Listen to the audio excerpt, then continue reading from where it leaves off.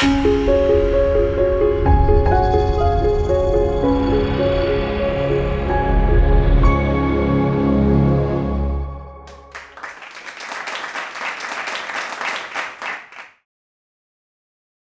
everybody. Good evening, good morning. Thank you guys for joining. This is the topic of my talk, Split Brains, Julian Jaynes, the need for neuroscience and Indology. I will admit the primary focus is the need for neuroscience and Indology, and everything is going to center around that, okay? That's me. And I'm a physician, as Ramji mentioned. I'm a native of Chennai. I did my MBBS at AIIMS in New Delhi.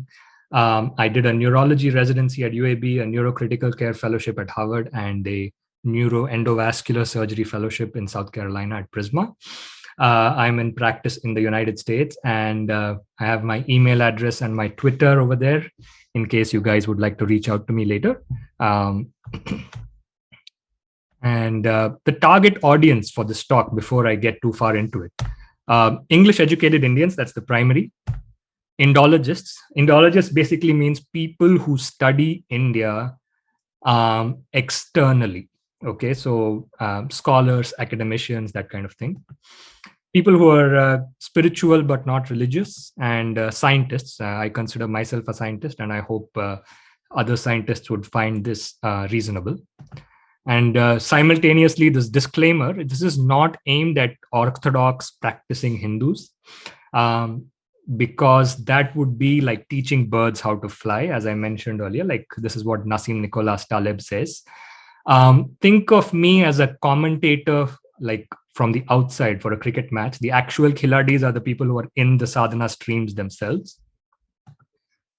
This is one way of looking at Hinduism, not the way. Again, to go back to that point that Ramji made, please do not mistake this as my attempt to teach Hindus what the religion is. By no means, this is what it is.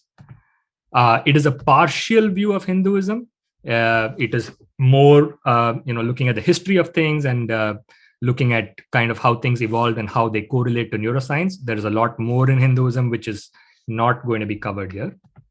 And nothing here, I mean, not everything here is going to be scientifically provable. A lot of it is conjecture. I'm not the spokesman for any sampradaya. I do have gurus of my own. I have several people from whom I've learned a lot of very wonderful things, but I don't want to necessarily list them all out because I've not really like broached these topics with them. So I don't necessarily know if I have their approval to kind of say that I know this from their mouths. And of course, the pics here are not mine. These are all things I scrounged from various corners of the internet. So let's get right to the question of why I chose this topic. My primary goal is because I want to combat certain unstated assumptions about Hinduism today, which is one, that Devatas are essentially like superheroes and mythical fairy tales, that the Vedas are basically ramblings of barbarians from the whatever steppes or Bronze Age. And mandirs are valuable primarily for, their beauty and architecture. Rituals, tantra, mantra, these are basically things for superstitious, backward, and gullible people. And oftentimes, even people who are fairly sympathetic to India and Hinduism resort to this Atman, Brahman, non-dualism wordplay, which I think is right. But at the same time, I also think most people use that as an easy way out rather than taking it as a stepping stone to trying to understand more about what the entire tradition is. Ultimately, I think all of this stems from what I would call Buddhism envy, where essentially people think that Hinduism, if rightly interpreted as Buddhism, basically they are jealous of the simplicity, easy transmissibility, and clarity of early Buddhist kind of teachings. And I will also go on to show you guys how these beliefs actually have very bad, very severe real world consequences. And I will try to kind of explain how we can counteract that. So let's start with my first kind of example of overlap, right? So all of us may have seen this. This is the 5 great elements, the Panch Mahabhutas, essentially. Akash, Vayu, Tejas, Jal, and Prithvi, which loosely translated as space, air, fire, water, and earth, right? Now, in Tamil Nadu, you have this Panchabhuta Sthala, which is the 5 great Shiva temples, one for each of these great elements. But now, most people who go through a science education, you see this is the periodic table of the elements, right?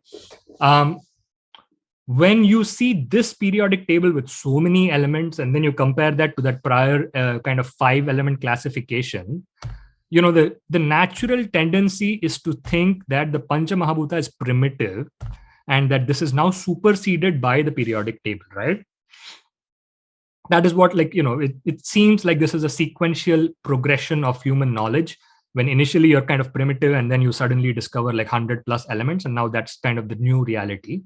I suggest that there is an alternative explanation, which is that the Pancha Mahabhutas and modern elements have no connection whatsoever, except the fact that people have translated Mahabhutas into elements, and that word happens to be the same thing that we use for Mendeleev's elements.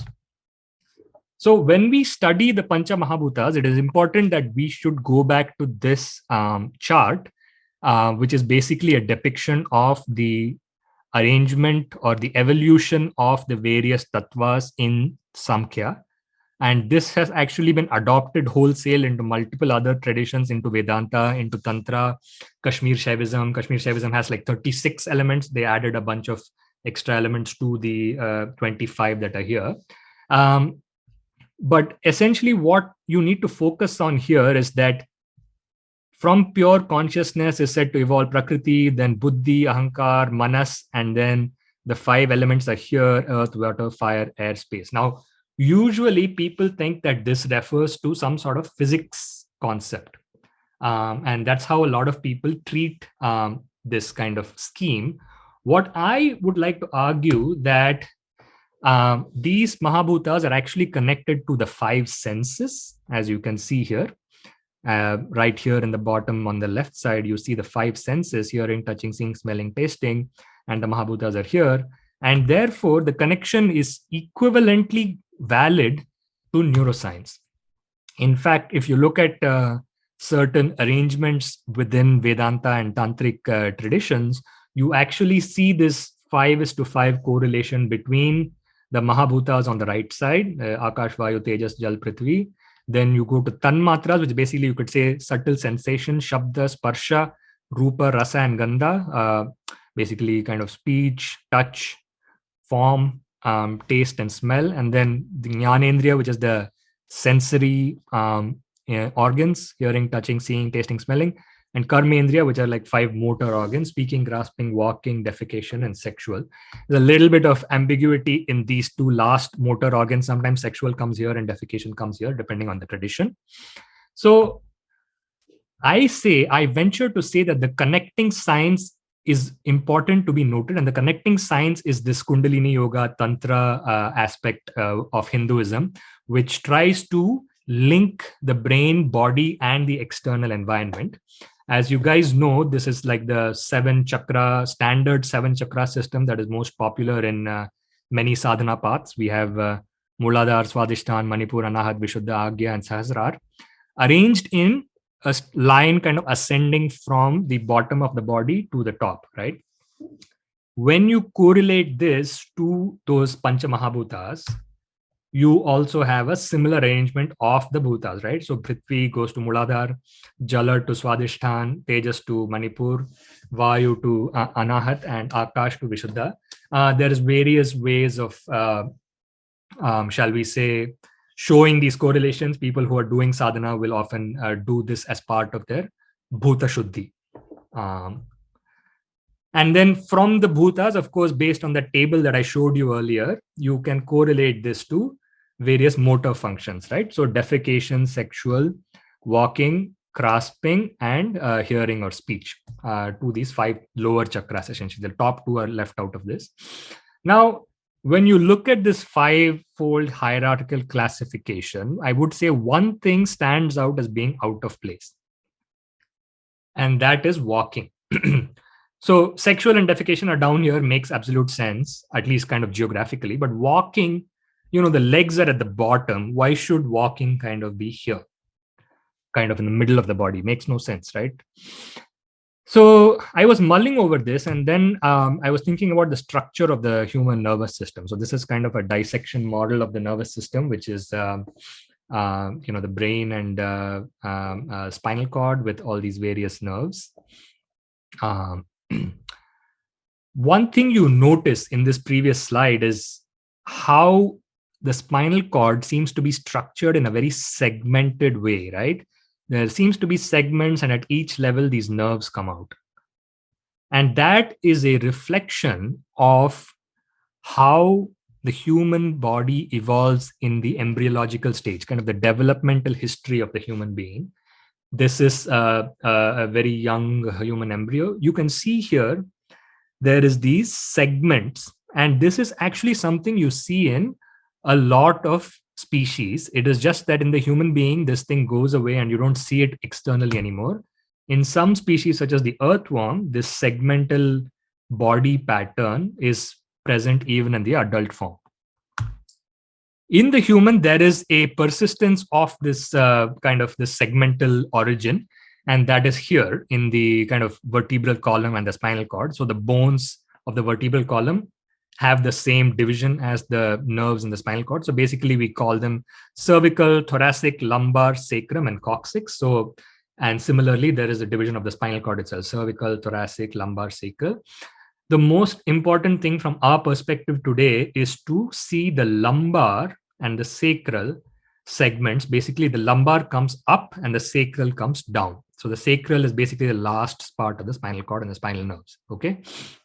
So L 1, 2, 3, 4, 5, and then S 1, 2, 3, 4, 5 is the order of the nerves from top to bottom. When you study neurology, you kind of see body maps such as this. This is a body map called the dermatome map. Dermatomes are basically which level of the body is supplied by which spinal nerve. One thing you see here, very fascinating when you pay attention, the legs are in the bottom, right? So you would imagine that they should be supplied by the sacral spinal nerves because those are the bottom nerves. However, what actually supplies the legs is the lumbar. The sacral nerves actually supply the genitals and the anus. This is zoomed in. The lumbar nerves, which actually arise higher up on the spinal cord, go down to the legs. Sacral, the lowest part of the spinal cord and the spinal nerves, they supply the genitals and the anus. This makes it a little bit more clear from the motor side, which is the previously what I was showing you was the sensory nerves. This is the motor nerves. The lumbar area, which is higher up, supplies the nerves to the skeletal muscles of the legs. The sacral area, which is the lowest, supplies the nerves to the bladder, anus, even though it is lower up.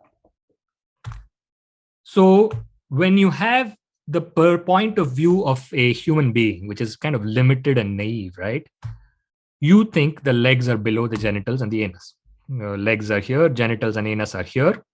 However, when you look at the body from the point of view of nature, which is basically the point of view of the brain, the legs are actually above.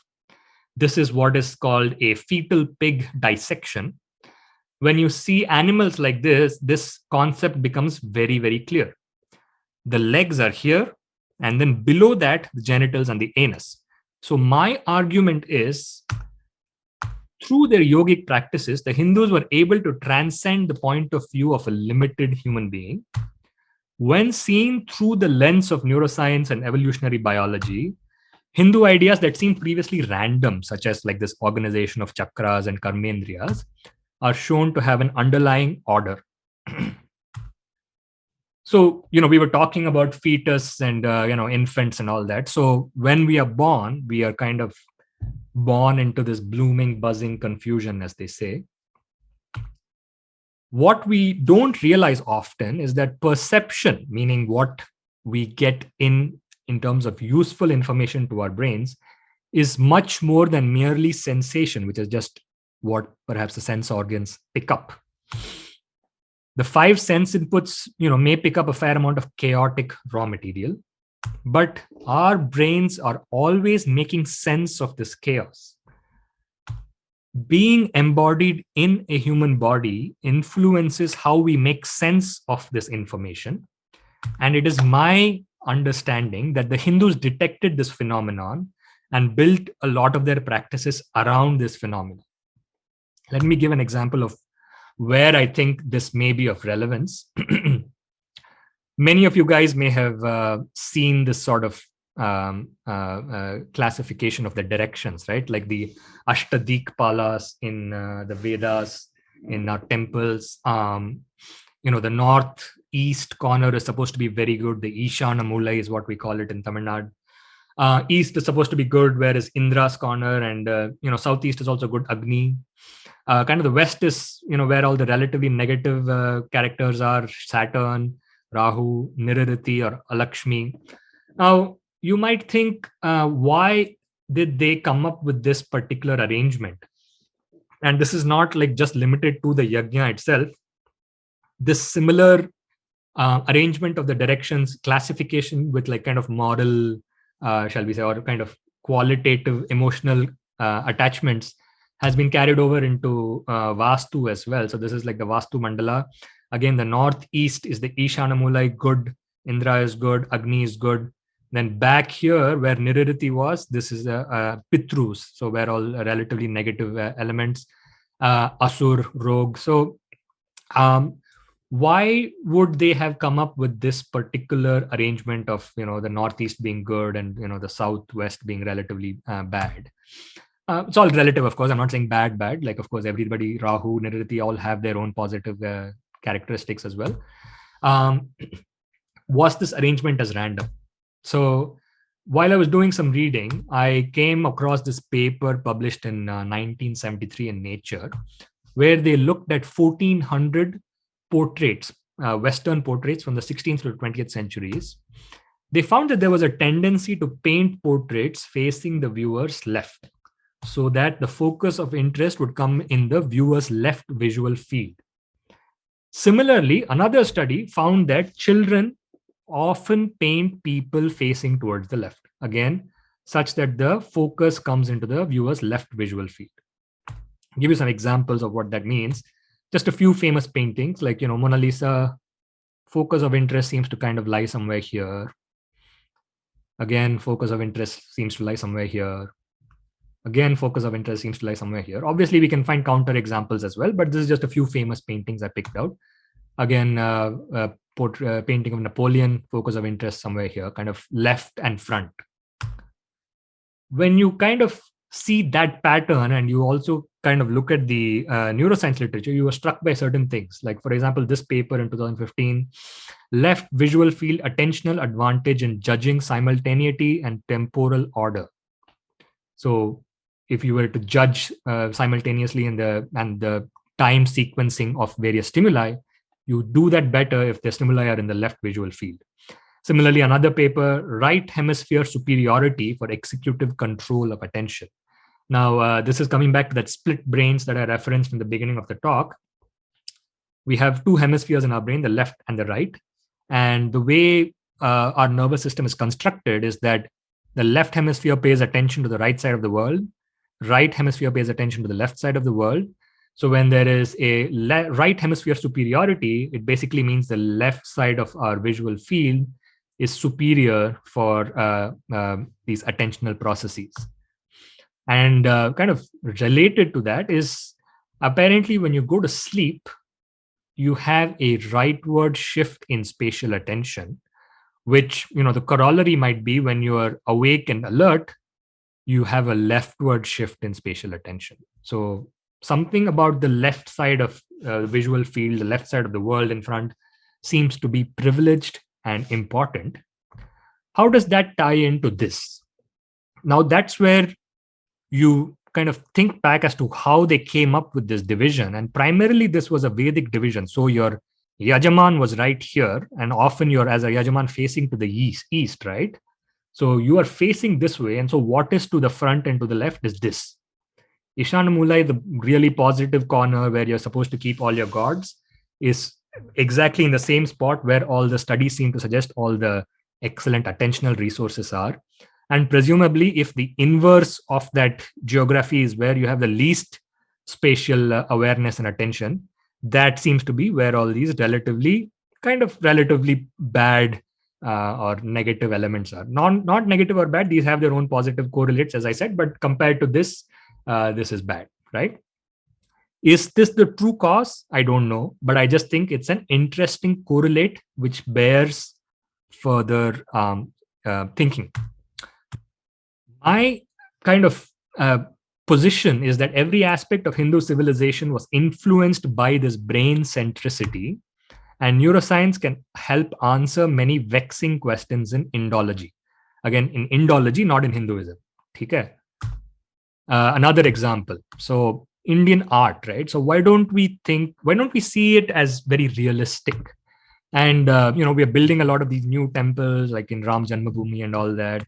Should we update our temples to have like more realistic sculptures? Like, here is this sculpture of Yali being built for some temple that's under construction. It's kind of a lion-like figure, right?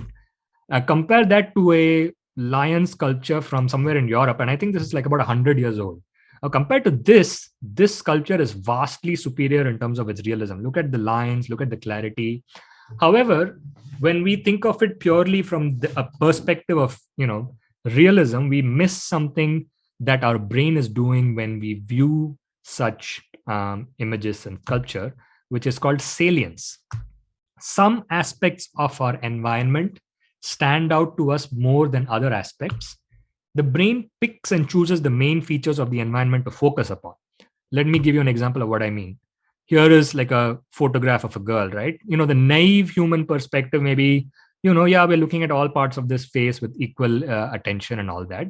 However, within neuroscience, there is a way to test which part of the picture your brain is paying attention to, and that's called visual saccades. Visual saccades basically means very tiny movements of your eyes that happen, beyond your conscious perception, which shows where your brain is fixating and, picking up information from.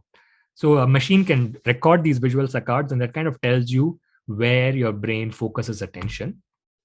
When you look at the visual saccade pattern for this painting, for example, or this photograph, you notice something very interesting, which is that the primary target of the saccades are the eyes, the nose, and the mouth, right?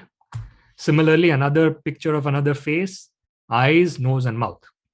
Now, armed with that knowledge, if we look at some of our sculptures, this is a beautiful Narasimha Murti from Hampi, sadly defiled by invaders several hundred years ago. But still, look at the beauty of the sculpture. What are the features that are most exaggerated? Eyes, nose, and mouth. Which, again, is this all just a coincidence? Maybe you can think that, but I am beginning to think that this is just evidence that the ancient Hindus perceived and picked up on how the brain was functioning and created their art and sculptures with this in mind. And this is not just a one-off sculpture by any means. Like, this is a Devta Murti from one of our temples. Again, primary focus on eyes, nose, and mouth. This is a famous Swayambhu Ganpati from Maharashtra. And, they really, let go of all the other features, focusing primarily on the nose and maybe a little bit of the mouth here. And of course, the most famous example of this phenomenon is our beautiful Jagannath Murti from Puri. When you look at it from the perspective that I just outlined, it seems to make eminent sense. But 150 years ago, if you were like a British colonial officer, you would be excused for thinking this is just ridiculous and primitive. And in fact, that's what they did think it was. So there was this book published called Error's Chains, basically kind of talking about all the kind of ridiculous and stupid pagan things that happened throughout the world. So here's some very interesting descriptions. Juggernaut is a celebrated god. He is called the Lord of the world. His images are as ugly as can be conceived.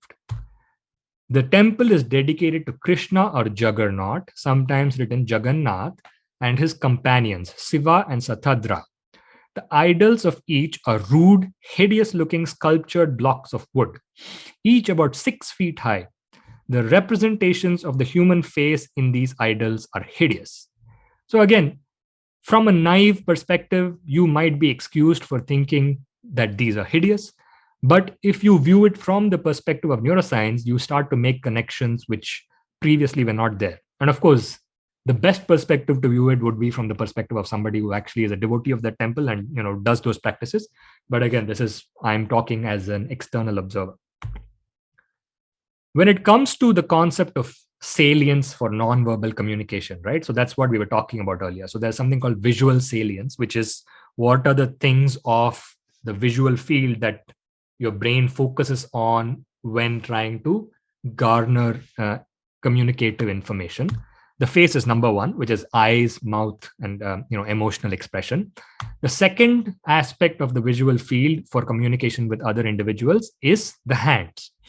Here was this fascinating study that people did on babies. Okay, so from faces to hands, changing visual input in the first 2 years. So I believe, if I remember correctly, they attached like some video cameras to babies or something, and they looked at what kind of inputs their parents were giving them over the course of the first 2 years. Early on, much of the input was facial, like smiling, kissing, eyes, that kind of thing. As the babies grow a little bit older, 1.5, 2 years, a lot more of the communication started becoming through the hands. So it could be like pointing or holding something in the hand or clapping, those kind of things. Now, if you keep that in mind, then when you think of the dhyana slokas of most of our deities in various sadhana practices, look at this murti, for example. I believe this is of a Durga. But people were not satisfied with just 2 hands; they gave 18 hands. Each hand has an ayuda, an instrument which kind of conveys a specific sense to the devotee.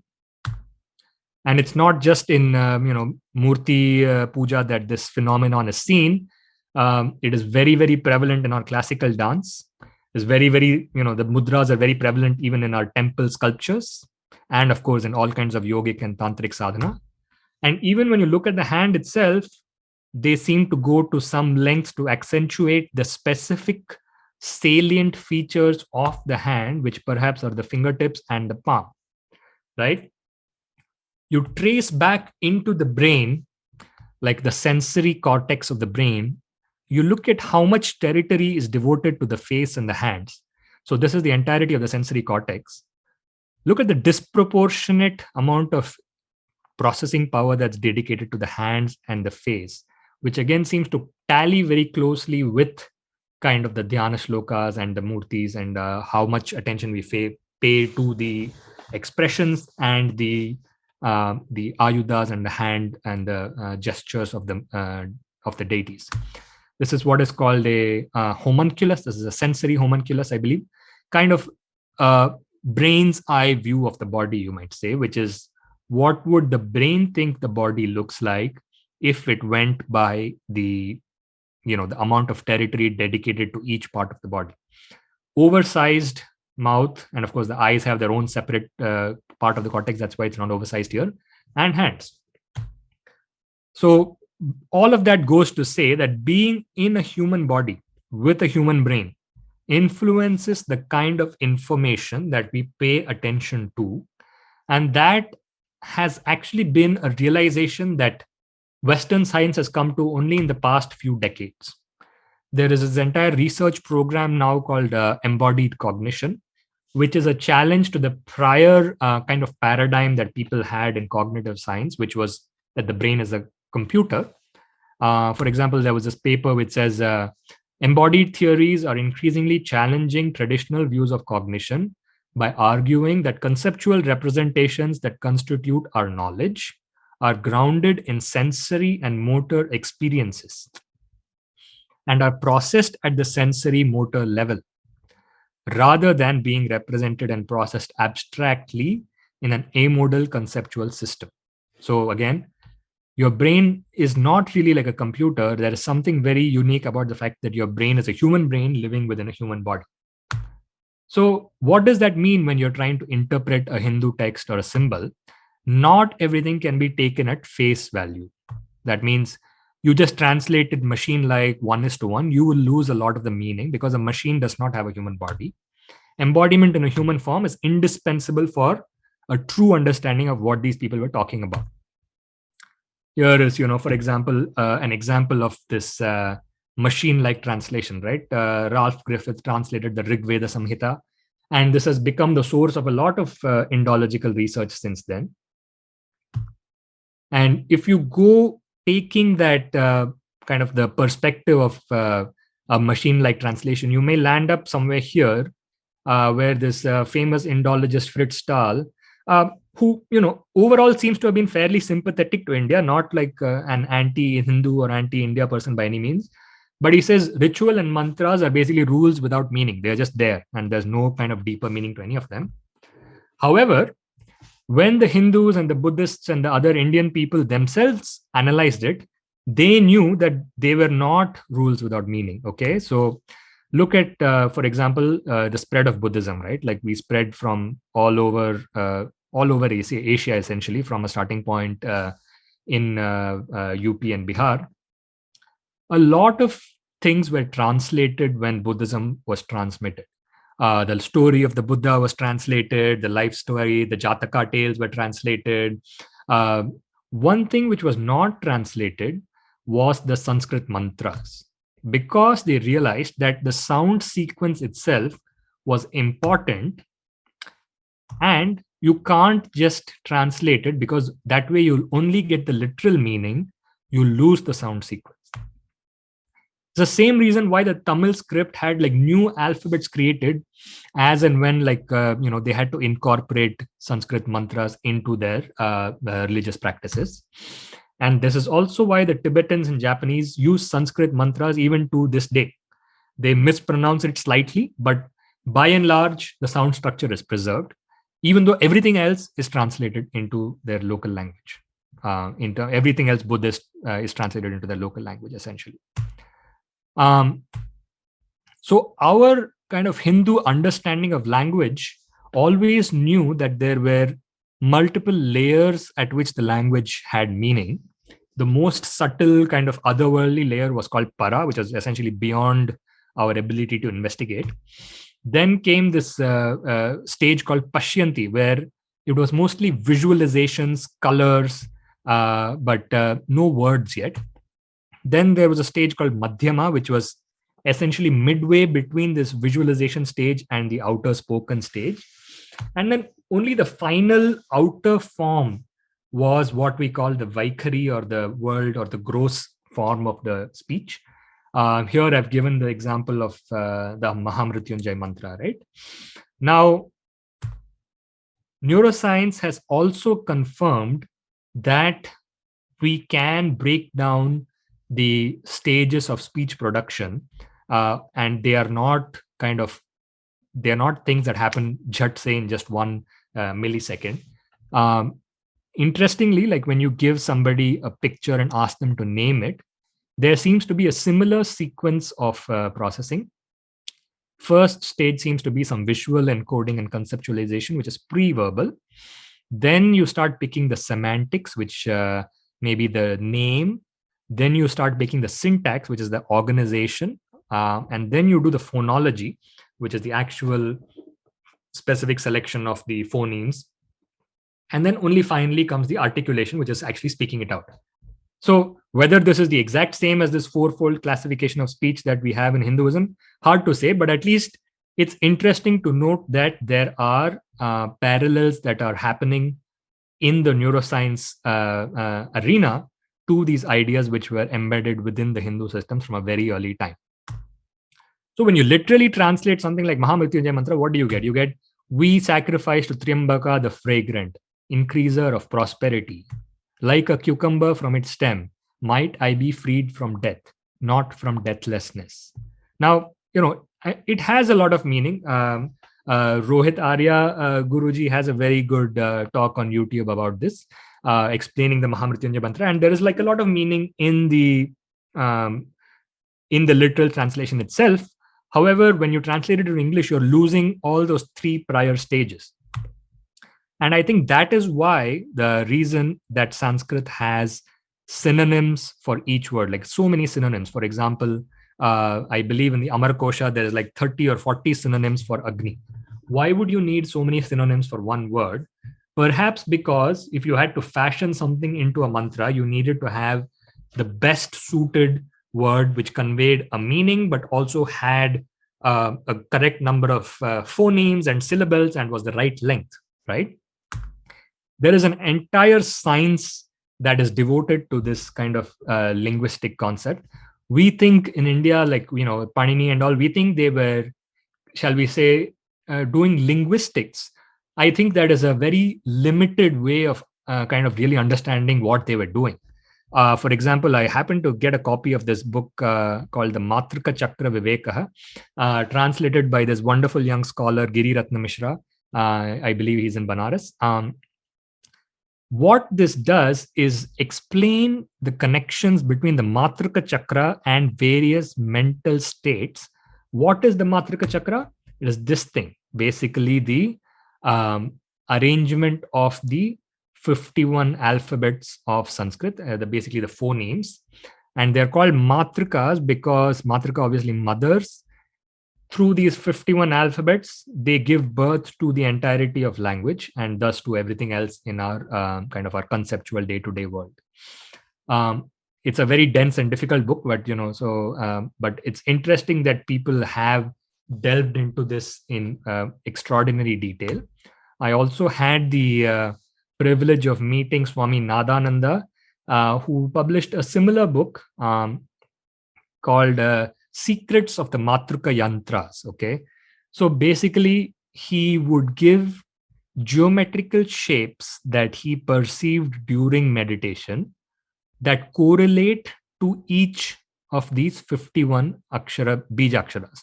So like kam. So basically, each of the 51 aksharas is transformed into a bija mantra by adding the to it, like kam. And for each of them, he could perceive this kind of geometrical correlate.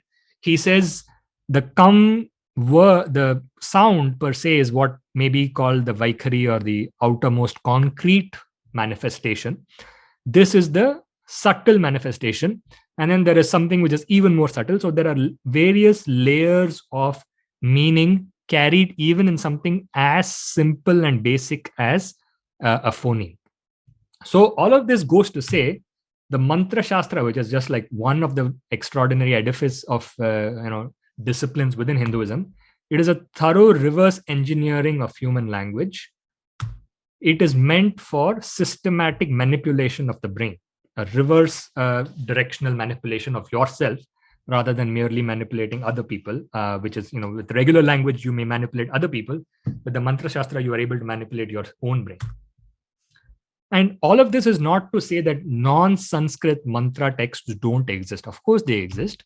For example, there is like Shabar mantras in various, local tongues.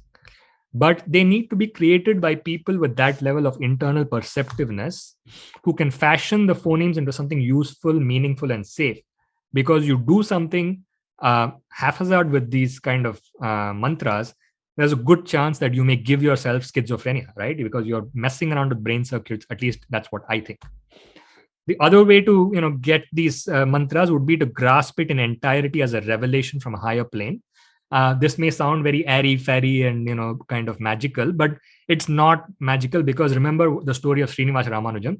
He got fully formed mathematical equations in his dreams, which means the dreams are not giving you kind of garbled nonsense.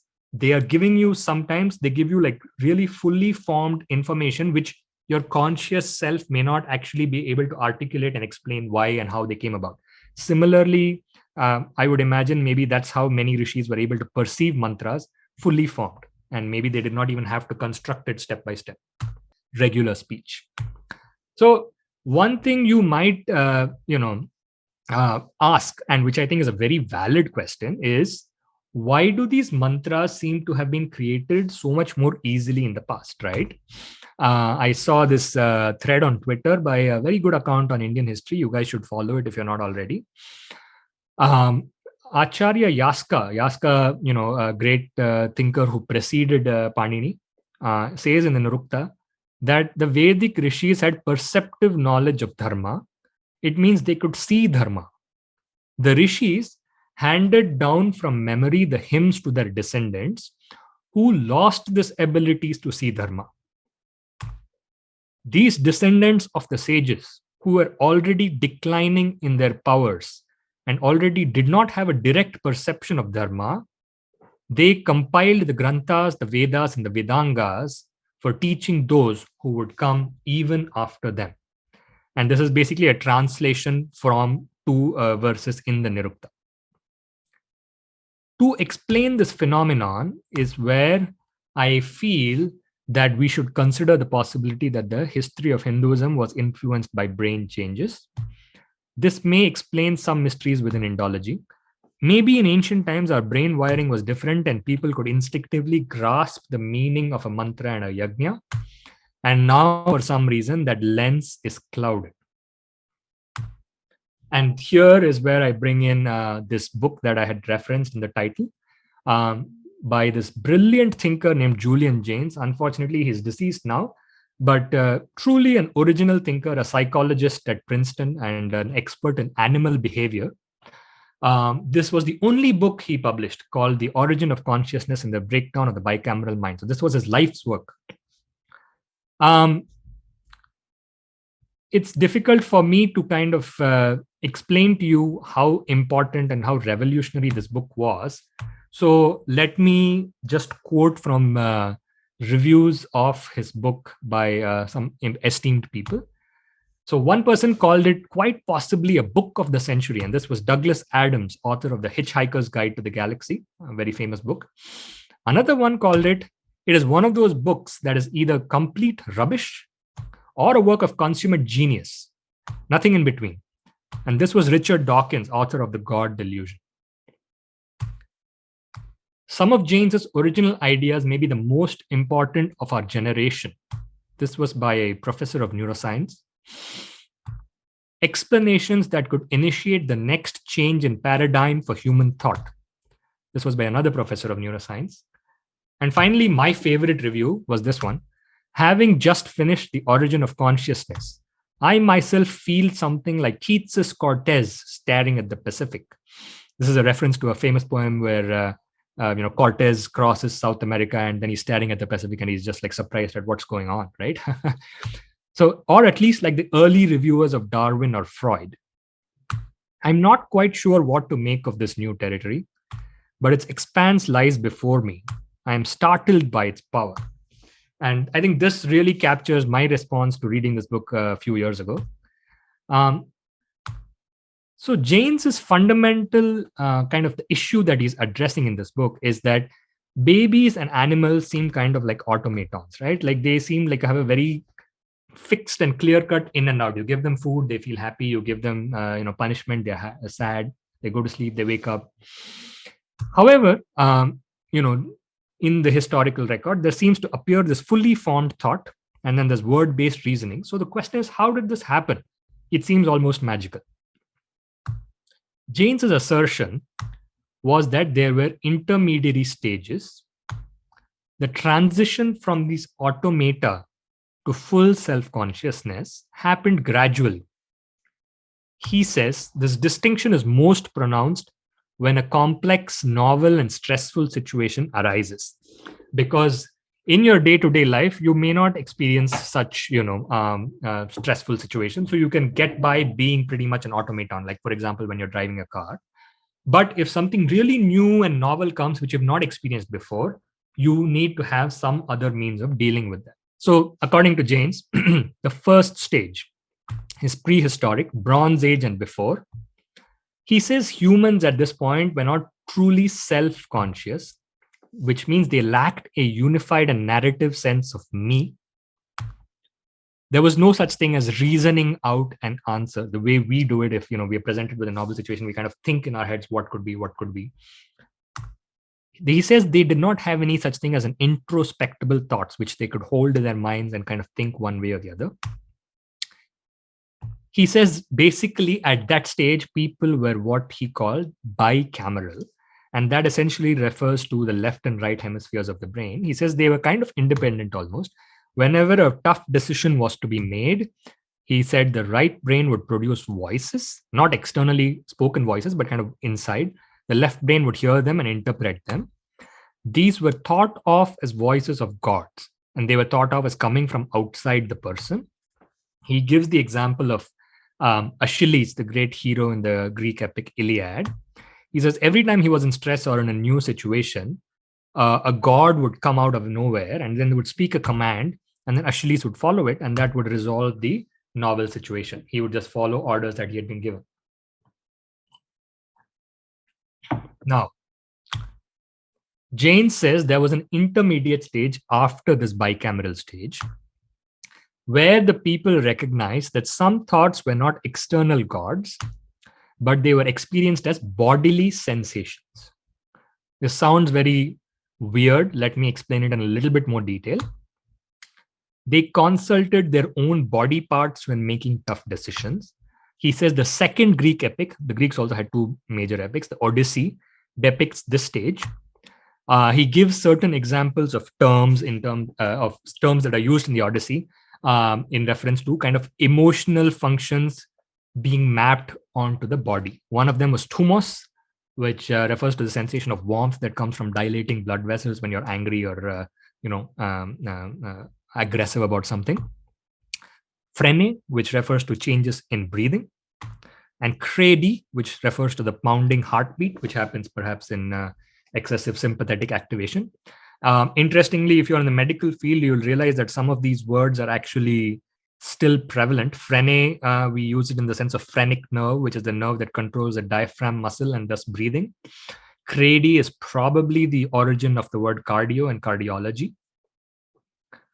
And overall, this body part thing sounds kind of crazy, but I have a suspicion that this intermediary stage persists in our modern languages. For example, when we say things like, I have a gut feeling, or in Hindi, we may have like, gudda chahiye hota hai for something, or my heart swells with pride, or somebody is a jigri yaar. Like, it really doesn't make any sense to us from a modern perspective.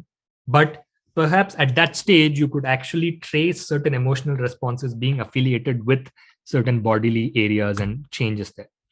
And of course, the final stage 3 of consciousness evolution in terms of Jaynes's model was full narrative self-consciousness, where all our mental processes, whether the so-called voices of the gods, whether the bodily functions, all of these are rolled into a unified narrative me.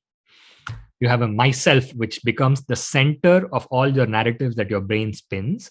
Like, this is happening to me. This is where I am going. This is where I was. This is where I will be. This allows the person to then start reminiscing about the past. This allows the person to imagine a future and make complex plans. So, corollary being that Jaynes thought that when you didn't have this stage of stage 3 consciousness, you couldn't do all these things when you were in the prehistoric period. He also says this was the stage when certain things like this emerged: treachery, cruelty, and sexual fantasy. He says all of these, essentially, you need to have that unified narrative me before these emotions can make an appearance. When I read this book and in the years since, I have thought about how there are suggestive parallels from within Hindu history, which unfortunately is completely neglected in Jaynes's work and in many of the commentaries that have been written since. The only person whom I've seen who has actually written on possible connections is the brilliant Aravindan Neelakandan, who is also listening in on this conversation in an article maybe 10 or 15 years ago in Swarajya. So I happened to hear this excellent lecture by Sucheta Paransape at the Bhandarkar Oriental Research Institute, where she talked about the Vedic view of the world, essentially. So she quotes in this: just see how the Rishi feels on a familiar footing with the god Agni. He is so frank with him. I am giving you archas. What are you giving me? This is what the Rishi asks Agni. The way they talk to the gods shows that they are very close to each other. There is not only friendship, but also beginnings of bhakti. Same time, while the Vedas were perhaps being discussed and composed in the Mediterranean, a very interesting description of the relationship between man and God by this very nice technology writer named Kevin Simler while commenting on Julian Jaynes. From private letters to the most public steles, all portray an intimate, visceral, real relationship between gods and humans. This was like, Bronze Age Mediterranean, kind of Babylon, Sumer, and all that. The texts are so consistent on the reality of the gods and so casual about them in ways that shock the modern sensibility. Today, our God is abstract, distant, formless, and silent. In other words, merely conceptual. This is what happens when a God becomes neurologically weak. And paradoxically, this is exactly what allows him to be portrayed as omnipotent, omniscient, etc. A very fascinating parallel between how Sucheta ji portrays the Vedic people's, the Rishis' relationship with gods, and what the Mediterranean people had with their gods. Similarly, another commentator on Jaynes said this: we think of prayer as an inseparable part of religion. Jaynes argues very persuasively that it is, on the contrary, a late development, a result of receding gods. Prayer is very different from mantra. Prayer is you are beseeching or begging a god, essentially, right? So, and that sounds very similar, at least to my limited understanding of the nature of the man-god relationship in the Purva Mimamsa and the Karma Kanda of the Vedic era versus the Stuti, Stotras, Bhajan, and Kirtan of the more medieval and modern era.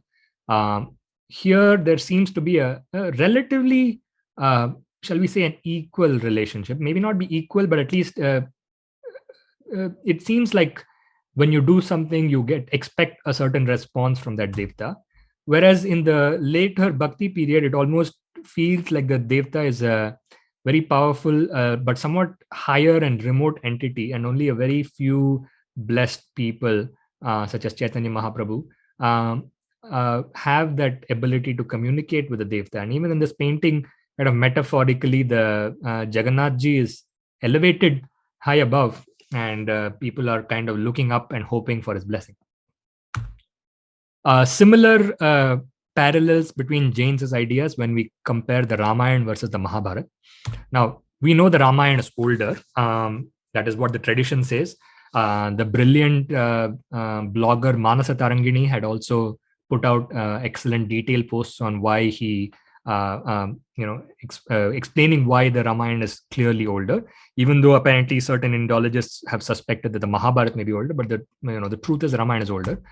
Now, the Ramayana characters' motivations seem very straightforward. Characters also seem very black and white, like good and bad. Mahabharata, of course, like we all know, there are much more shades of gray. And, there is, of course, reasons that the tradition itself attributes to why this is the case. Like the Ramayana, you're ideally supposed to read it within the house, and, Mahabharata, ideally don't read it within the house. And, Ramayana is supposed to be good examples. Mahabharata, you have a lot of negative examples as well. Still, there seems to be the stark distinction between kind of the mindset of people in the Ramayana versus the Mahabharata. For example, treachery and deception, right? There seems to be much more deceit and treachery in the Mahabharata. For example, the story of this Lac Palace, the story of Ashwathama is dead when killing Dronacharya. Was there as much lying in the Vedas and Ramayana? I'm not an expert in the Vedic texts or the Ramayana or the Mahabharata, so I'm open to having people who do have that expertise tell me one way or the other. This is something just I thought is food for thought. As just somebody who was brought up culturally in the Hindu milieu, I didn't feel that there was as much examples of lies in the Vedas and Ramayana.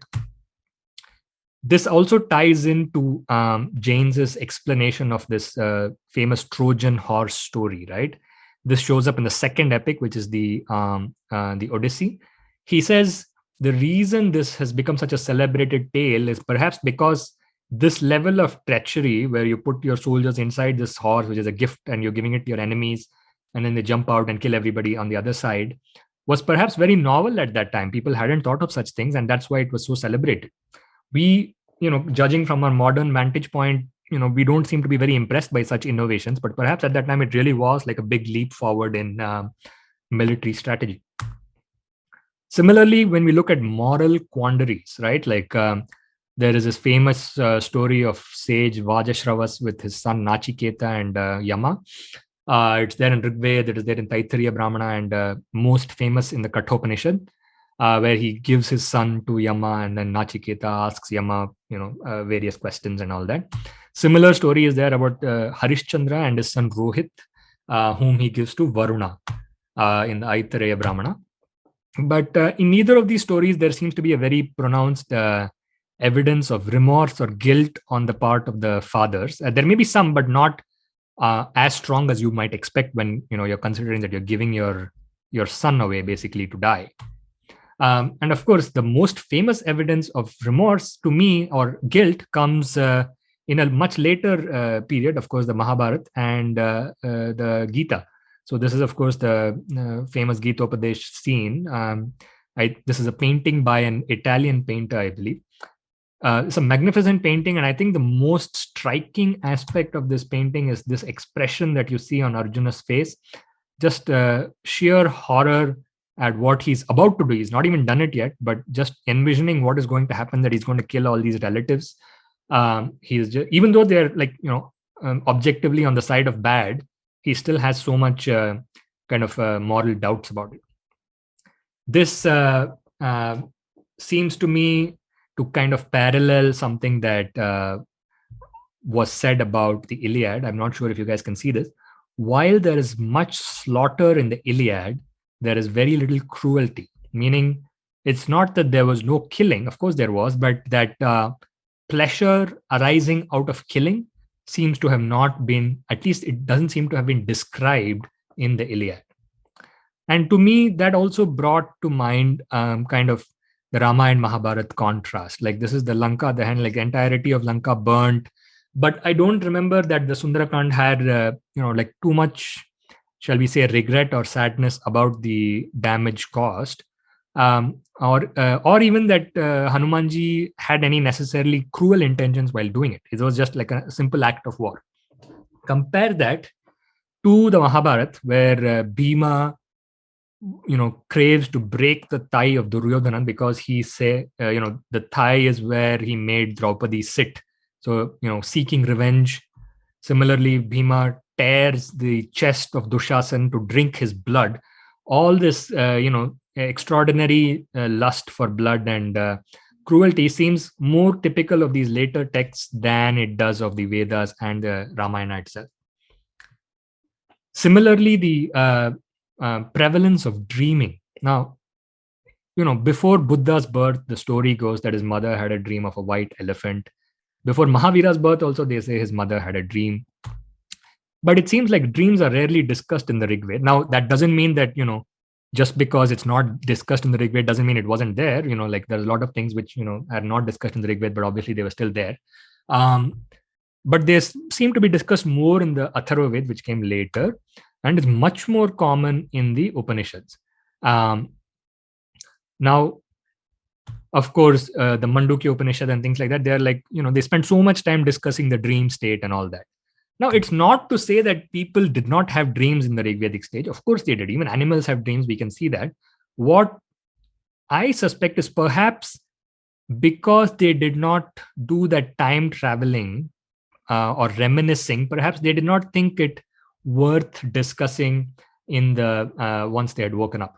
Maybe they didn't talk about them afterwards. I'm not sure why, but at least it seems like an interesting distinction, the amount of importance given to dreams in the later Hindu and Buddhist texts versus the Vedas time.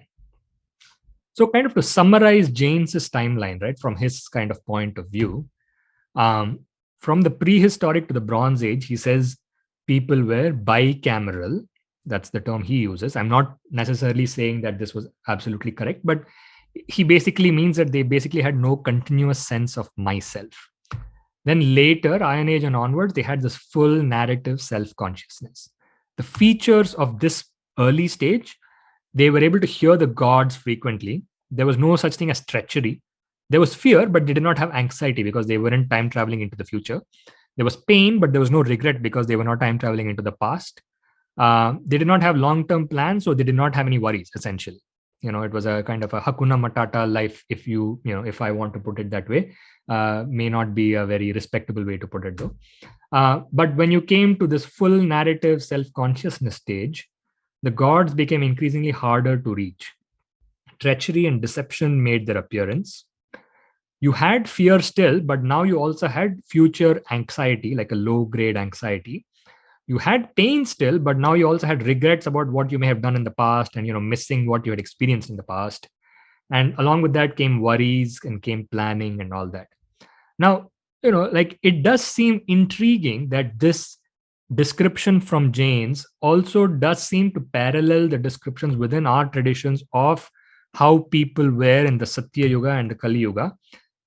Is this related? I don't know, but it's an interesting parallel nonetheless. Now, I am not going to say that I accept Jaynes' ideas wholesale. I think he was a brilliant and revolutionary thinker, but there are a lot of things which he may not have, kind of known completely. And perhaps that was because he did not have access to Hindu ideas in that much detail. First of all, he's not talking about consciousness. When we talk consciousness, it means like something very different from the term that Jaynes used it in. When we say consciousness, at least on the Hindu side, we mean Atman or Purusha, right? But what Jaynes actually is talking about is something like this Ahankar Tattva, which you have in Samkhya, and then that kind of translated into Vedanta, Kashmir Saivism, Tantra. And I suspect that for some reason, this Ahankar Tattva may have hardened over time, clouding our perception of reality as it is. Ahankar, of course, is kind of loosely translated as ego or I-ness, or, the I-doer. Going back to this slide that I showed you guys, the kind of the evolutes of Purusha and Prakriti. So this is from Samkhya. Of course, in Kashmir Shaivism, they had several more layer of entities behind this. So from Prakriti, unmanifest primordial matter, comes Buddhi, which is the higher intellect. And then comes the Ahankar, which is the ego, which allows self-identity.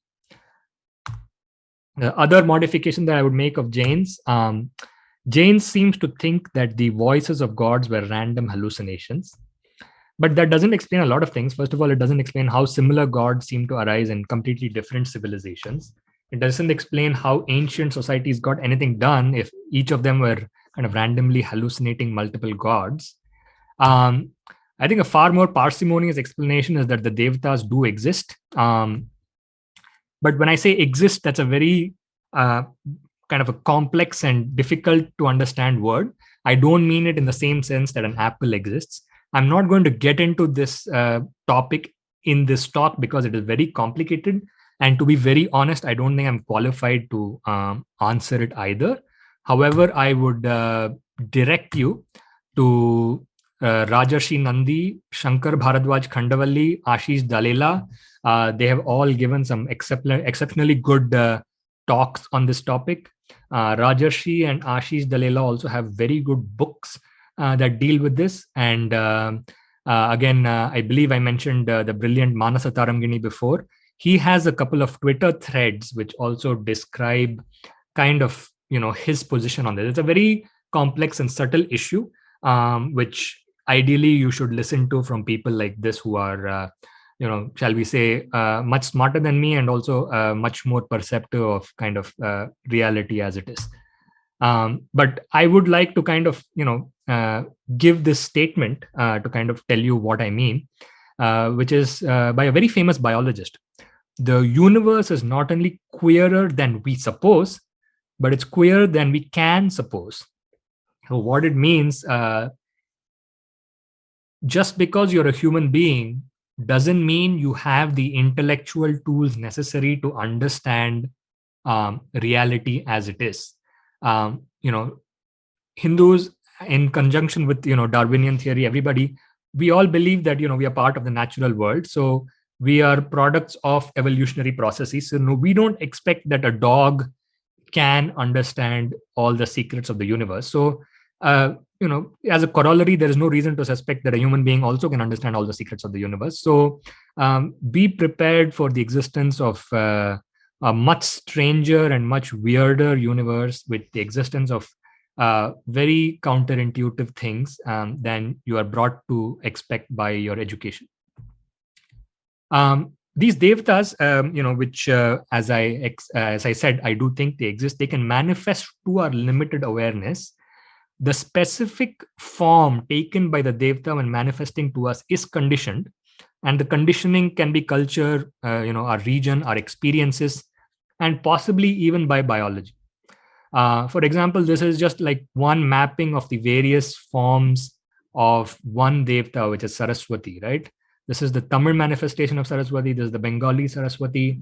This is the Japanese Saraswati. This is a Karnataka Saraswati from the, I think, Hoysala period or something. This is a Indonesian Saraswati, and I think the Indonesian embassy in the US. And I think this is a Cambodian Saraswati. All slightly different, but distinct enough that I think I would be justified in saying that if the same devta manifests in such different ways to different cultures at different times, then it's entirely possible that the devta manifests in a completely different way to different species, perhaps. Like why should we say that human beings alone can perceive the devtas? For they may be perhaps even perceivable by dolphins and other such intelligent species, but in a very kind of different way than we are used to. So again, this is just my conjecture and hypothesis, which may or may not be correct, but I think this is one way to kind of think about the existence of these entities. The other thing that I think Jaynes suffered from is that his value system was a little bit biased by his Western milieu. Jaynes, I think, subtly portrays this myself consciousness as kind of newer and better and smarter than the prior bicameral stage. But I would say a lot of modern neuroscience as well as ancient investigation suggest that this myself consciousness, this ahankar essentially, is an illusion. It is a useful fiction. It's very helpful because it helps us make complex decisions. It helps us outwit our rivals. It helps us organize armies and all that. But it does mask the deeper reality of nature. So Jaynes's kind of worldview perhaps went by this kind of evolutionary stepwise progression from kind of ape-like to kind of modern, right? But evolution does not always proceed like that in a linear fashion towards greater optimization at all levels. Sometimes, evolution goes into this where, I don't think anybody's going to argue that this stage is better than this stage, but evolution optimizes for certain things. And while optimizing for one thing, you may lose out on a lot of other things. So, and I think the kind of the fakeness and the illusory nature of this narrative, unified sense of myself, the fact that it's so illusory is brought out very well by these split brain experiment. These experiments won the Nobel Prize in 1981. So basically, they were studying patients who had the left and the right hemispheres of the brain surgically disconnected, right? So I've told you before, the left hemisphere controls the right side of the world, pays attention to the right side of the world, and also controls the right hand. The right hemisphere controls the left side of the world and also controls the left hand. There is also a further lateralization, which is that the left hemisphere is where language exists. So speech is localized to the left hemisphere. Okay. So in these experiments, what they did was they took these people who had like the surgical hemisphere disconnection. They would give them signals in their visual field like this. One would be a circle, one would be a square. The circle on the left side, square on the right side. So now the circle is being shown to the right hemisphere basically because it's on the left visual field. The square is being shown to the left hemisphere because it is in the right visual field. When they asked this person, are these two objects the same? He would say, I don't know. Why is that? Because the left and right hemispheres have been disconnected. They are no longer able to share information, so they can't compare. However, language resides on the left alone, like I said. When you ask, is an object present, and you only show an object in the left visual field, meaning this is being shown to the right hemisphere, the person says no, because language is on the left, the object is being seen by the right, so the person says no. However, when you ask him to like give a hand signal, maybe tap a button when he sees an object, his left hand actually does tap yes, because left hand controlled by the right hemisphere is actually seeing the object. And the vice versa, when you present the object to the right visual field, you ask him, is an object present? He actually says yes, because the left hemisphere is paying attention to it. It's on the right side. And the left hemisphere controls the right hand. So the right hand says yes, but the left hand says no. So this is very like spooky and counterintuitive to what our normal kind of folk understanding of human beings is that we think there is like one person living inside our brain who kind of has unfiltered, unqualified access to everything around us, and we have a very clear story of who we are and how we relate to our environment. There is actually a newer study which says that some of these findings in the split brain experiment were not completely replicable, but I think in the grand scheme of things, the kind of the fundamental point still stands, which is that there is no reason to think that we have this privileged understanding of everything that is going on around us. It is a myth, a folk psychology, which modern science has conclusively shown to be false. Apart from modern science, of course, Hindus have always recognized the fakeness of this limited myselfness. All of Hindu and Buddhist religious practice was meant to go beyond this limited myself, this ahankar accretion, to transcend and destroy that, and not to feed its delusions. So like we had various practices, and these were all different approaches to destroying this limited narrative self. Like, so in my hypothetical timeline, which, like a very personal hypothesis, which, is entirely right or wrong, people with greater expertise may let me know. So in the Bronze Age, the Vedas and the rituals made complete sense without effort to a lot of people. A lot of rishis were there. Then there was a gradual increase in the Ahankar Tattva, which clouded our perceptibility. So then the Vedic mantras and yajnas are no longer making sense. So at this point, we came up with the Upanishads. Buddhism was a product of this stage, the various darshanas of philosophy. Then even more increase of Ahankar. And again, even these Upanishads and darshanas are no longer making sense. And then at that point, the popularity of Tantra, temples, agamas, and bhakti became more. And of course, within the same society, different people can have different stages of this antahakarana, ahankara evolution. And that is why so many different paths exist for various different people, right? In the same society at the same time. And so seen that way, these temples, the mandir, the mantras, the mudras, and yantras, these are all technologies. They are technologies to bypass the narrative self. They are technologies to access devatas and spiritual processes. Their effectiveness depends upon your mental architecture. So you can shape your mental architecture to a way that these things start to show more impact.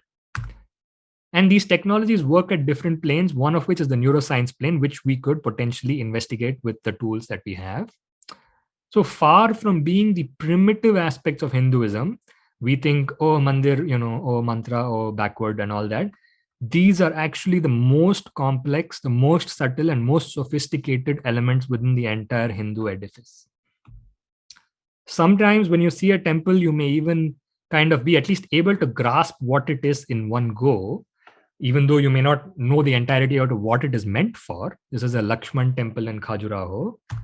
Sometimes, you completely cannot make sense of it because it may not even be in a human scale. Like this is Borobudur in Indonesia, kind of a Mahayana kind of tantric Buddhist architecture from, I guess, more than 1,000 years ago. When you look at it, it just looks like some random kind of stupa type thing, and nothing very remarkable about it, honestly. You go a little bit further away, looks a little bit more interesting. Look further away, yeah, it's like really big and imposing, but what's the point of all that? You look at it from the sky, like from a drone or something, then you realize like, oh, there's like, some sort of really complicated pattern that was being followed by the people who are building this. This was basically manifestation in stone of a mandala. So until you know how to use this mandala or yantra, mandala puja and all requires meditating like at the outer layer, then you go inside, then you go inside, then you go inside, and then you meditate on something here, and then you come outside. Until you understand this, you will make no sense of that Borobudur structure. And to understand this doesn't mean to understand this in a textbook way. You actually need to have the ability to, kind of actually draw the Shakti that is embedded in this, so to speak. So you need to have fashioned your cognitive apparatus to that level of subtlety and fineness that these things actually start making sense to you. So these extraordinarily advanced technologies, unfortunately, are no longer widely understood. And I think a parallel to that is basically something that I saw recently, which is there is a monument in the United States in the state of Georgia called the Georgia Guidestones, which gives instructions in 8 languages on how to rebuild society after an apocalyptic event, meaning like, all your high technology, internet and all that is destroyed. It also functions as a compass, calendar, and a clock. Now, I suspect that modern Hindus are essentially in a similar state, kind of survivors of a 1,000-year civilizational collapse, where the majority of our people no longer know what sense to make of many of these really complicated technologies that have been left to us from the past. Our equivalent of the Georgia Guidestones are our teachers, our sampradayas, in whom this information is encoded.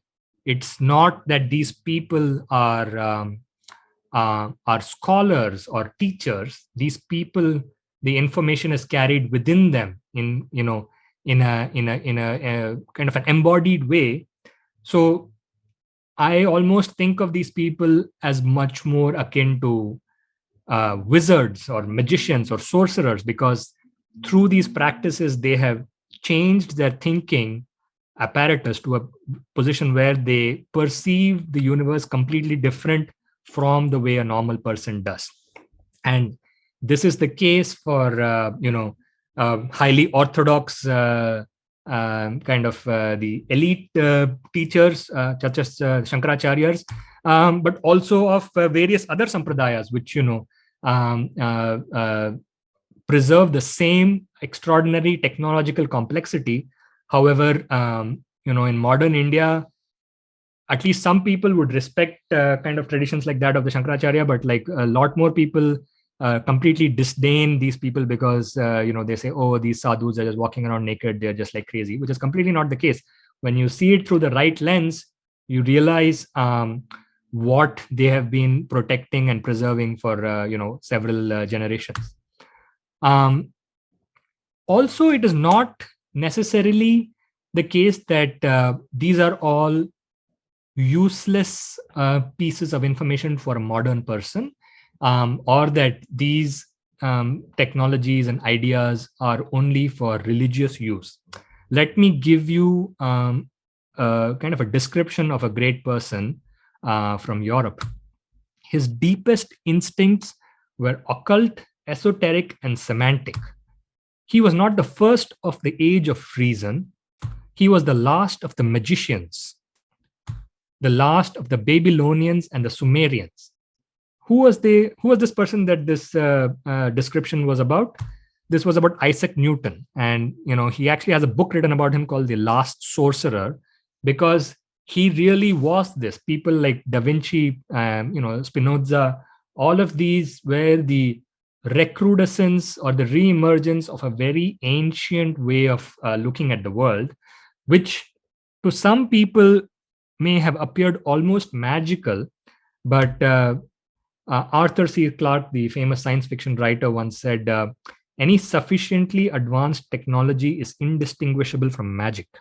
So that's why I am a scientist, and I would prefer not to believe in the existence of magic, and I would like to see this all as predictable consequences flowing from grasping of very subtle aspects of reality. And it is not necessarily the case that these subtle aspects of reality are relevant only for spirituality. This is actually the hot new frontier in technology as well: virtual reality and embodied cognition. There is a recent grant from the US National Science Foundation for an ethnography of a brain interface device, meaning what does it feel like from the inside to have a brain computer interface implanted into your head? How does that change how you feel yourself? Stanford released some new benchmarks for embodied artificial intelligence. embodied cognitive robotics, which kind of, relates to those robots you guys may have seen recently, where they're like doing this dancing and running across like a dog and all that, and the learning of sensory motor schemes. And even in medicine, virtual reality as an embodied tool to enhance episodic memory in the elderly. It's again a paper that was published. Anand, that was a really great talk. Really pleased to see, especially I've been reading Julian Jaynes and investigating these areas for quite a long time, and I'm very happy to see this gap being addressed, which is connecting the Indian civilization, in particular, all these philosophies and conceptual ideas and things like that from the Indian side of things to that kind of framework, and see how that kind of matches up. I would first just comment and say that I have a lot of disagreement with some of your assessments of what Jaynes exactly said. But leaving that aside, I also sense a hint of like nostalgia or something, especially when you call it technology or the power of mantras and all those kind of things. And just since we're talking about Jaynes here, I just like to ask my question. If it is the case that mantras, specific phonemes and specific sequences, words and so on and so forth, can have effects on brain circuitry. Now, just taking that statement on its own, connecting that with Julian Jaynes, who basically came up with an idea that the mental architecture was different about 5,000 years ago than what it is today. And from that perspective, do you really suppose that these mantras have the same power as they did thousands of years ago? Because the mental architecture of people have changed. It may have been the case that 2,000 years or 3,000 years back, these mantras could have had an effect on the psychology of the people. But today, it is no longer the case. Thank you.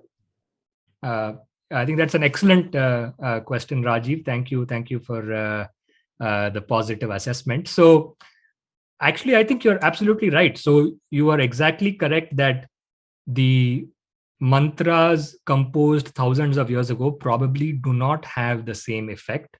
And I think that goes hand in hand with that assessment from Yaska and the Nirukta that I showed you, which is that people are no longer able to perceive the mantras directly. And if you look at the evolution of mantras, there has actually been a very marked change from the Rig Veda, which is a completely mantra text, to the modern, relatively medieval to modern period, which is the tantric mantras. The Rig Vedic mantras are kind of longer.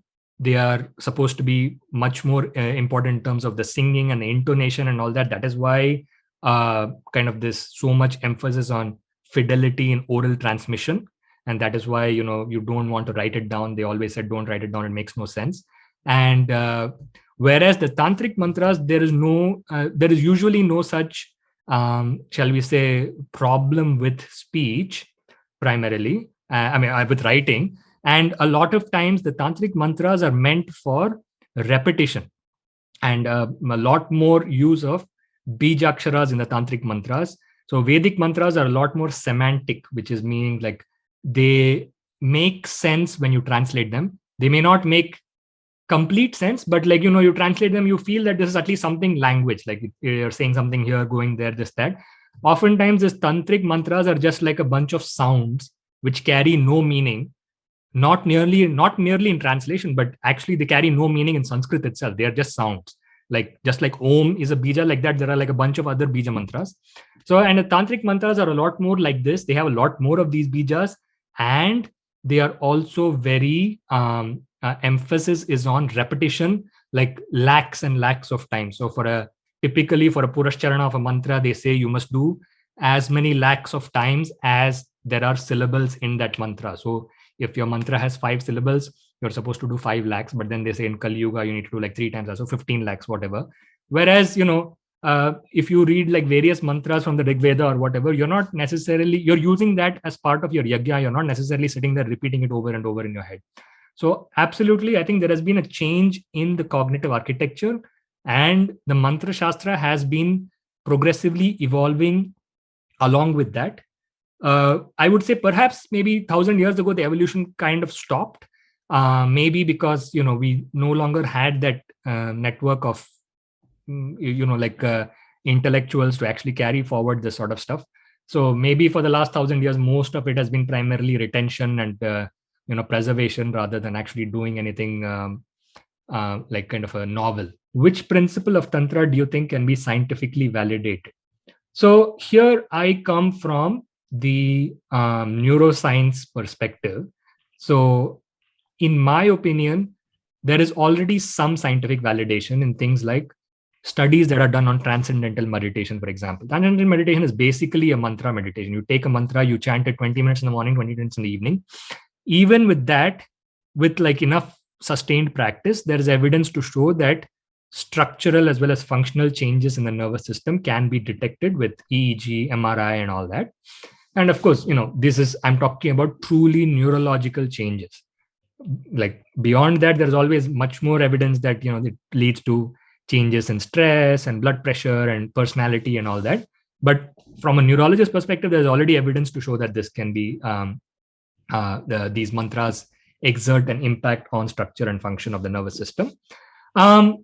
In terms of going forward and kind of increasing the resolution at which these things are studied, I think that will require, shall we say, a lot more resolution on the side of the neuroscientific techniques that we use to study the brain. Right now, our study of the brain with the tools that we have is maybe similar to looking out at the night sky using a magnifying lens. Like it's not that you won't see anything, you do see a lot of things, but it's not really the best tool. Even a telescope is only like a slight improvement, but like there are so many details that are missed out when you're just looking at something from the outside. So I think mantras, I think right now the easiest way to see their effect would be have studies on people who have done Purascharana of various mantras, maybe 15 10 whatever 10 lakh 15 lakh times of a simple mantra, and see what changes you can see in their brain. Ideally, the best case would be if you can compare that before and after they start their process of the Purascharana. And of course, there are a lot more kind of, shall we say, esoteric aspects of the Mantra Shastra, which I'm not getting into because I don't know that it is of relevance to scientists at this point, such as, Shaktipat and like, kind of essentially giving the guru, giving the Sishya kind of a head start on the utility or the power of that mantra merely by touching. I mean, there's a lot of, shall we say, anecdotal reports of this having happened. And, honestly, I can say that I experienced something like that once in the past myself. But as a scientist, I have no real way of explaining how. So I would prefer to just leave it off the table in terms of scientific study for the moment. Shikha has asked, what is the role of the ether Akash element in neuroscience, which cannot be measured scientifically, because this Akash Tattva helps us to connect to ourselves? That's a very good question, a very complex question. I don't know if I have the answers to it right now, but let me say something that I've kind of understood from various sources. One of them was this brilliant young writer on Facebook named Ramachandra Rodam, who basically mentioned that the mantra essentially works at the Akasha stage. So like there's these 5 tattvas, right? And then like they're arranged in the order along with the 5 chakras and all that.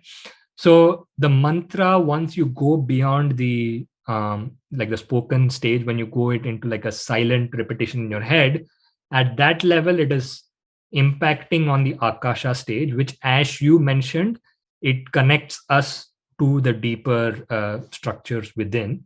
And it is considered, Akash is considered the most subtle of the 5 gross elements, right? So, and one of the interesting things which Ashish Dalela had written in his book, or maybe he said it in his talk, is that Akasha, rather than being understood as space, is perhaps better understood as relationships between entities.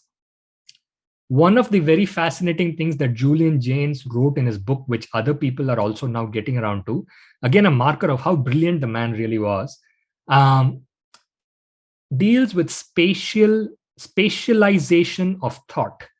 He says, our thoughts are fundamentally spatial, and spatial metaphors are essential for all kinds of thought, especially for entities which we cannot process through the other sense organs. He gives the basic example of time, and this has been kind of discussed by various scientists and psychologists as well.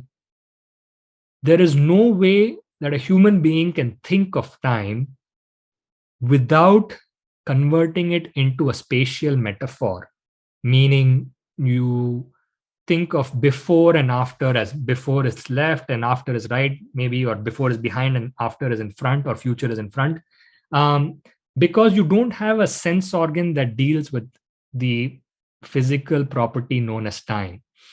So he says the spatialization is an intrinsic and very fundamental feature of what he's talks about as consciousness, which is like that narrative consciousness. And I think based on Ashish Dalela's insights, spatialization refers to kind of putting it in a way that your brain can process one item versus the other item. And that is what probably, at least in my view, perhaps what the Akasha Tattva is. Why is that connected to speech? I think this is a very interesting question.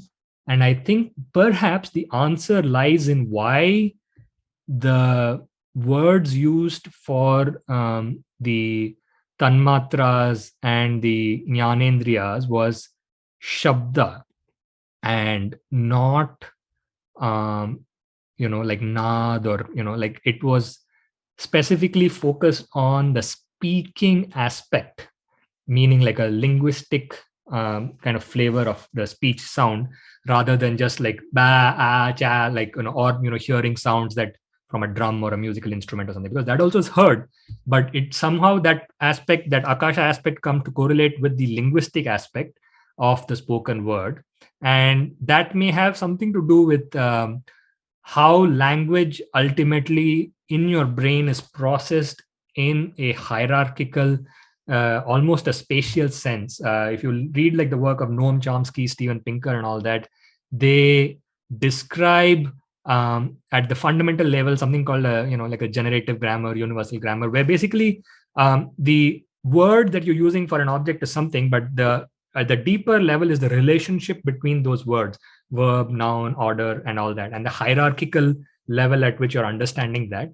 And perhaps that is what the Akasha Tattva relates to. And that also correlates to the way your brain starts processing almost all information by converting it into metaphors, spatial metaphors.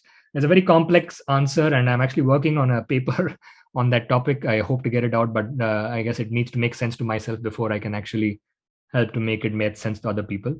And then Aravindanji has said again, Ram Swarup came up with a very holistic and perhaps even better way of looking at cultural evolution. We need to look at this contribution, which actually gets a validation from independent validation from Jaynes. Yes, absolutely. I have actually read Ram Swarupji's book, I think, which you may be referring to.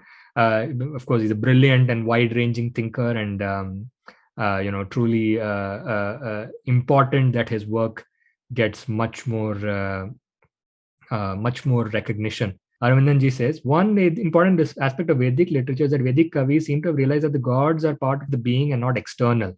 Yes. And Yogi, seal of Bronze Age, Harappa, again suggests that this bicameral breakdown is more of a bicameral integration. And that kind of differentiates this tradition from many others of that contemporary period. That's a very, very interesting point. And I have to say, it's entirely possible that there was recognition of the need of this integration very early on in India. And perhaps that is why uniquely in India, this attempt was made to break through the conditioning and go back to that original state. And perhaps that's why in the other societies, it seemed like almost a very simple walkover or takeover from the question mark bicameral stage to the modern way of being. And perhaps in India, that need for integration and kind of a holistic approach was recognized very early on.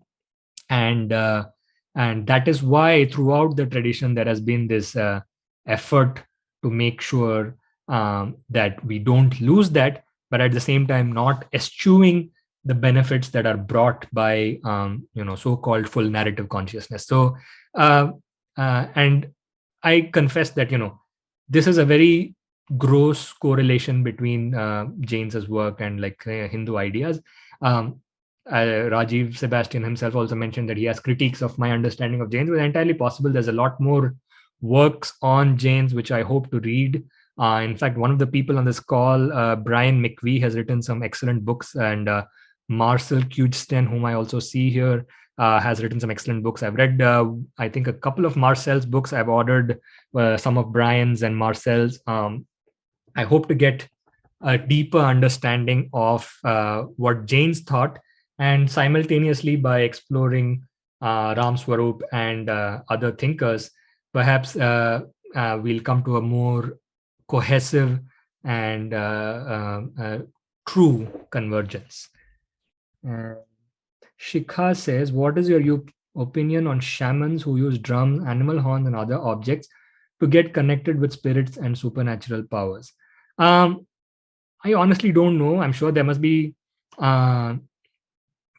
perhaps it works easier if, they have not been exposed to this narrative self mentality for a very long time. Perhaps, so like I showed you that picture of Shankaracharya followed by the picture of what I presume is Aghori Sadhu. There are various levels at which people have kind of combated the tendency of the narrative self to kind of take over all processing. And each of them is worthy of study and investigation. So I would never dismiss a shaman as a kind of like some sort of tribal primitive who, is doing some stupid stuff. It's entirely possible that they have come to the realization that helps people in their cohort to get to that point. So we need to approach those traditions with an open mind and, let go of this kind of this linear unilateral view that there is a sequential progression of humanity from stupid and primitive and backward to kind of elite, and kind of, very modern and rational. And there was actually an interesting paper which I actually read recently, which kind of speaks to this. Somebody in Japan had found that children at all ages prefer paintings that are done by other children to paintings that are done by adults, which I thought was very fascinating, because a naive view might be that everybody wants to paint like a great adult painter. Children are simply don't have the motor skill to achieve that yet. But if that study is to be replicated, that would show that children are painting things which perhaps kind of come in sync with their perceptual apparatus and their processing apparatus, and they like things that other children paint. And then so children are kind of a state of being in themselves. Similarly, you can say like, a hunter-gatherer tribe or something is a state of humanity in themselves. They are not one in a great chain of development towards, like Silicon Valley or something like that. So I think that would kind of be my opinion on the shaman issue. Saurabh Srivastava, another good friend of mine who's doing some very exciting work on yoga in the United States. Research on telomeres that proxy a person's age and impact of meditation and mantras on it. Absolutely. There are research studies on various aspects of physical health, like telomeres that show aging, of course, and from yoga and mantras, and like I said, stress markers, that kind of thing. And that's actually fairly well established. I didn't go into that because honestly, that is so well established that I think there is nothing new that I can say on that topic. I actually did give a talk on some of these topics at Sangam Foundation like 2 or 3 years ago. And Saurabh is actually working at some of the cutting edge of this sort of work. So he is the person to contact if you guys want to know more about the true bodily markers and the stress markers that are influenced by meditation and mantras and yoga. Aravindan says, apart from the social dimensions, in terms of the way gods and goddesses were interacting, don't you think in that aspect, at least Mahabharata seems more in bicameral phase than Ramayana?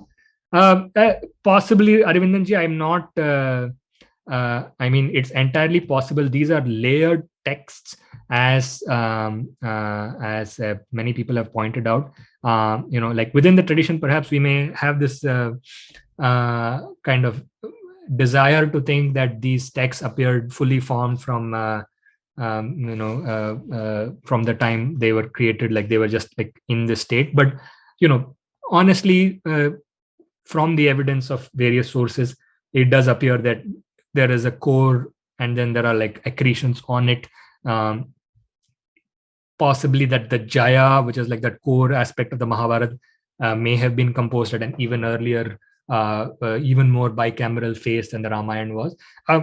Entirely possible. As I mentioned, I think I am by no means an expert in Vedas or Ramayana or Mahabharata, and there are lots of people whom Indus University itself has spoken to who have much deeper scholarship on these topics. So this was just like, to some extent, a stream of consciousness thought, where I hope other people will, who have the necessary expertise, will kind of look into this and consider whether this is a possibility of kind of arranging the chronology of our past. Kushal says, good point. Resolution is a huge imitation, and I hope it gets resolved in the future. Absolutely. I think Kushal is making the exact right point, that resolution of our technology. So the corollary to that resolution point is that suppose you do a mantra practice and your MRI study shows no impact. What does that mean? Does that mean the mantra is fake? I would say there is no reason to think that, because the MRI study is one tool. Is that tool the right tool? Is that tool actually capturing everything that the mantra is doing? No, like, it's all you can say if an MRI study or an EEG study or whatever is negative after whatever 3 years of a mantra practice or a yoga practice, for example, is that it does not change the parameters that we were testing. Now, are there other parameters that are being influenced? Maybe, I can't say one way or the other. So to that extent, that is why I keep emphasizing the real way to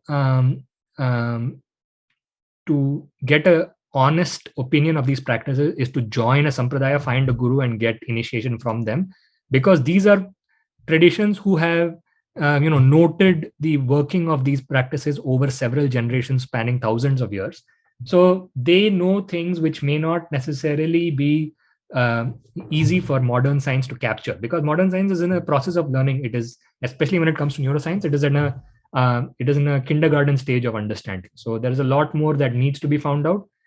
So we should not rush to make any hasty judgments about, oh, this practice makes this change in MRI, therefore it is a better practice. By no means should we say that. Shikha Rai says, what is the role of natural calamities or outer challenges that societies have faced throughout the different spatial temporal contexts, how we can change the changes in neurological construct? That is a very good question. So she basically is asking, was there any role for natural calamities and outer challenges in changes in how our neurology evolved? I want to say at some point, Julian Jaynes, I think one of the explanations he gave was maybe some sort of catastrophe led to the collapse of bicamerality, and whether the catastrophe was the explosion of some sort of volcano, which led to civilizational collapse.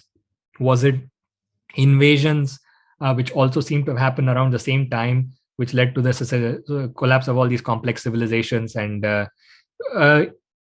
he does, for example, say that his kind of whole thing is that all the people in a city are kind of bicameral in a certain way. They're kind of focusing on a certain god at the center of the city. And then when somebody comes and invades that city, they lose that bicamerality, which, if you kind of see that in kind of contrast with what is the actuality of Hindu cities like Srirangam, where like the god is actually in the center of the city, and people are still like doing the same rituals that they did, like similar rituals that they did in like Babylon and all that 3,000, 4,000 years ago. I don't know that an invasion or destruction of specific temples within the city of Srirangam, I hope that never happens. But in case that were to happen, I don't know that that would necessarily change the mentality of the Panditjis and Pujaris who are living there. So I'm sure there may be some role for various natural calamities or the invasions. But again, at this point, it's all conjecture. But some people do suggest that this modern mindset, which, like this kind of the narrative self, is kind of a sticky entity, in the sense that if you have like 2-3 bicameral-ish people of the old kind of mindset, and you bring them in contact with some modern people, through some kind of diffusion process, they lose their bicamerality and become converted into that modern mindset. How this happens, of course, I don't know. But that makes a very interesting hypothesis as to, does it mean to preserve some degree of this bicamerality, would we need to isolate the people in whom it is expressed, and maybe catch them at a very early age and keep them separate from kind of this the Aam Aadmi society, which it seems to bear some parallels in how the Shankaracharyas are selected from very young age and kept in seclusion, and also seems to bear certain parallels to apparently how like the Japanese emperor used to be treated, and maybe how that Kumari in Nepal used to be treated. So I don't know. There's some topics of interest to be explored in terms of what causes the change from bicamerality to the modern narrative consciousness. Is it just increasing complexity in society or something else? Shikha, one last question. What are your opinion on Khajuraho temples that have so-called erotic sculptures? How one can process these images at the neurological level? It's a very good question. I don't know, honestly. I'm sure, see, basically, the fact that this entire philosophical period was so rich and so intellectual means that they were not going to the extent of constructing some temple with all these sculptures, just for entertainment or pornographic value. There's something in there. Now, what it is, I don't know. Like, maybe if you ask somebody like some Sadguru, or, like somebody who really knows all these things, they may be able to perhaps walk you through it, or perhaps even they cannot tell it to you in language. Maybe, it's something that they, your internal state needs to fructify to that level in order to be able to kind of process that. So I think all we can do at this point is just don't, demolish or cover up those temples thinking that it's obscene. Leave it, at least for now, just leave it as an artistic interest. If there are people who can tell us what the technological inner yogic meaning of all that was, that's wonderful. If not, let's just leave it alone until somebody comes in the future who can kind of re-enchant all that for us. Ramji says, thank you for the questions. Navanidan, my friend from Chennai, very smart guy. How would we establish Jaynes as established hypothesis and the cognitive transitions that led us to modernity? It seems speculative, although interesting and difficult to verify. I think that is a fair assessment. A lot of the work on Jaynes has actually addressed this particular challenge. They have looked at some hunter-gatherers and that sort of thing.